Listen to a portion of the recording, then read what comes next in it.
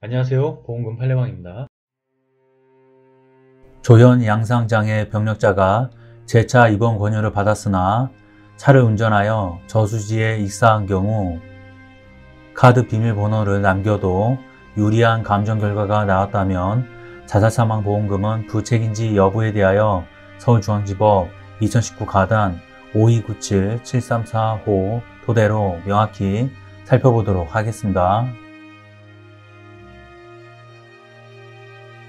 인정사실, 망인은 2019년 4월 17일 오후 4시 28분경 충북 진천군 F에 있는 지주유소에서 H에 있는 I 저수지 방면으로 차량을 몰고 가 물에 빠져 익사하는 사고가 발생하였습니다.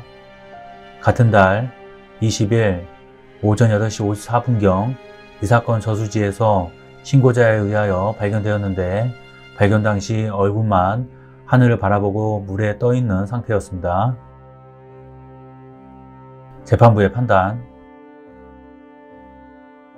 불리한 사실 등 망인은 거주지에서 이 사건 저수지로 37.6km를 운전하여 간 사실, 망인은 2019년 4월 15일 제2주식회사와 체결한 보험계약을 해지하고 일부 대출 채무를 변제한 사실, 망인의 거주지 거실 식탁에는 모든 카드 비밀번호는 이것이다.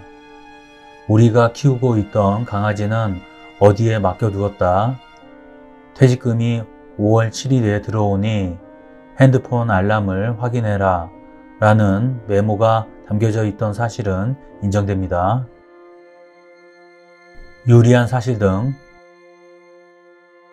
그러나 망인은 이 사건 사고 당시 조현 양상장애 등 정신질환으로 인하여 자유로운 의사결정을 할 수 없는 상태에서 충동적으로 자신을 해치는 행위를 하여 사망에 이르렀다고 보이므로 이는 우발적인 사고로서 보험사고인 상해로 인한 사망에 해당하고 이 사건 사고가 망인의 고의에 의한 것이라고 볼 수 없습니다. 상세한 이유는 다음과 같습니다. 망인은 2018년 12월 10일 L병원에 내원하여 내면에 나가 나에게 말을 건다. 빨리 안 하면 너를 죽일 것이다.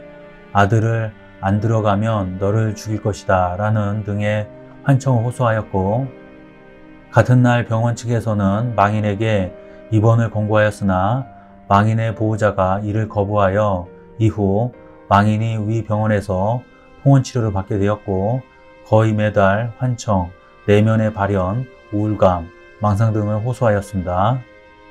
망인이 보인 위와 같은 지시적 환각은 자해 및 자살의 위험성을 높일 수 있습니다.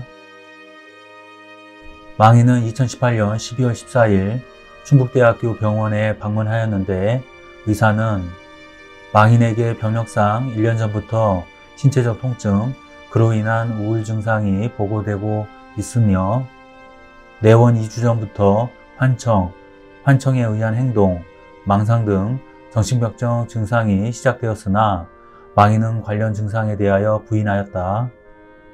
망인에게 입원 치료의 필요성을 설명하였으나 망인이 이를 거부하였고 보호자 역시 이를 거부하여 입원을 하지 않았고 입원이 필요할 정도의 증상 상태로 면밀한 경과관찰이 필요하여 통상적인 외래 추적 기간보다 짧은 일주일 뒤에 외래 방문을 계획하였다라고 진술하였습니다.